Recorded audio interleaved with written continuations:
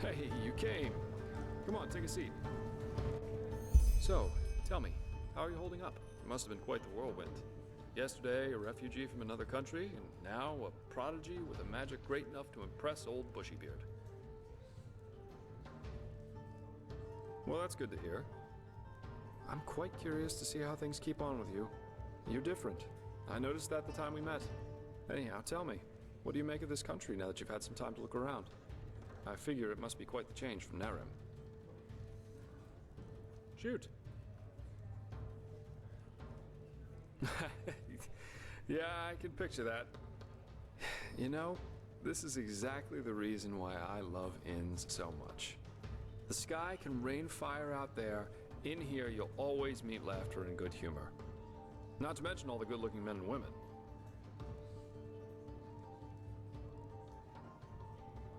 Yeah, you don't. Though I think I've seen enough of this place by now. Of Enderall, I mean. There's a ship sailing for Calais next morning, and as it seems, it will be the last one for quite some time to come. Who knows? Maybe they still have a cabin to spare for a handsome treasure hunter. Oh well. This entire thing was more a coincidence than planned anyhow. The Order needed someone with skill and discretion. I was around. End of story. I never intended to stick around for much longer. Heck, me as an ambassador of the Holy Order, could you imagine that? Not one step further, O fair maiden. Drop your garment so we may both bathe in Malphas's holy light. Actually not that bad, don't you think?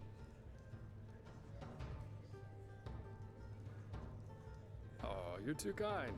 But you know, at the end of the day, I guess I'd probably lack both the pathos and the idealism for such a profession. You know, I'm aware of how these esteemed keepers up there talk about sellswords like me. I could save 30 virgins from a Myrmidon rampage. At the end of the day, they'd always say I did it for the money, because I wanted to bed the women, or whatever. I'm driven by inferior motives, while no matter what their actions end in, they are good guys, because they do things for the right reasons. If only they'd understand that it's results that matter, not intentions. What does the wise hermit say? Nothing is of less importance to the saved than the reason for their rescue. The only difference between a mercenary like me and a holy warden is that I'm at least aware of the fact that I do what I do for myself, and no one else. I'm trying to say that all those heroes and self-declared messiahs are no better than everyone else. In the end, we are all selfish, because we always act in accordance to what we think we have to be like. So yes, maybe the keeper saves the farmer from the bandits. But at the end of the day, he does it because he sees himself in a certain light. You know, the funny thing is that a lot of times, it's especially those who think of themselves driven by a higher purpose who are the really dangerous ones. They don't understand what drives them, and that makes them easy to manipulate. The only thing left to do for the capable hate-monger or tyrant is to somehow combine his own ambitions with the mental image of this person.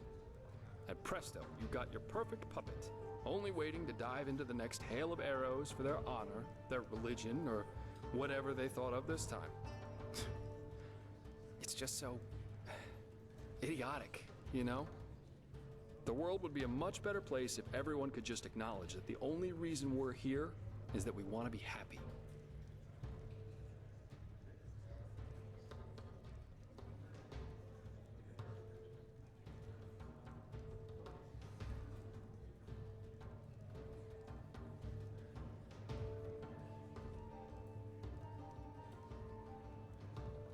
Yeah, seek bliss and avoid pain, as the wise hermit likes to say. And believe me, once you realize that that's how people just work, life is a lot better.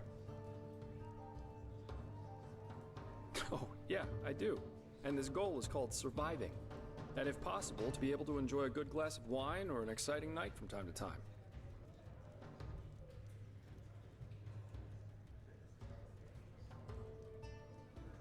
Oh, Blazes, you make it sound so dramatic. Doing something for your own sake doesn't make you selfish. But yeah, basically that's it. I don't know, call it a feeling. But if there is such a thing as a universal point to our lives, then I'm pretty sure we won't find it within the pre-digested philosophies or religions most people believe in. And hey, I'd be the last one to reject this great truth if she were to knock on my door, naked and tits jiggling. But until then, I'd rather try and find my own answers.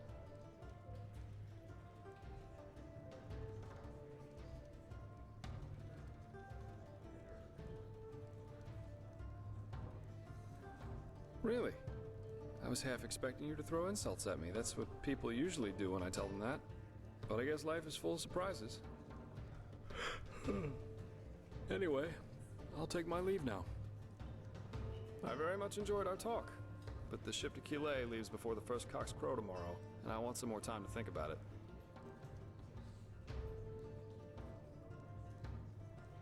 Keep your chin up. Me. Stew. Roast pork.